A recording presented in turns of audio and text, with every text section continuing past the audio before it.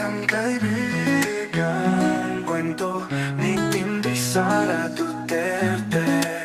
Siya ay sagana sa pagkain at kaibigan, at ang kanyang tahanan ay laging bukas para sa masasayang salo-salo. Kasama sila Uwak, Tikling, Kalapati, Loro at marami pang ibang ikon. Ngunit dumating ang isang bagyo, walang awa na sumira sa kanyang pugad. At lahat ng meron si Quago, walang natira kundi ang kalungkutan at kagutuman. At tila pa ang mga kaibigan minsan ay kasama sa saya ay naglaho na parang bula. Sa kanyang pag-iisa, nagpapag ang kanyang damdamin sa kanyang sinabi. Isang araw, habang siya'y nagmumukmok sa ilalim ng kalbong puno, isang pamilyar na anino ang lumapit. Si Loro na may mga papak na kumikinang sa patak na ulan ay dumapo sa tabi ni Quago.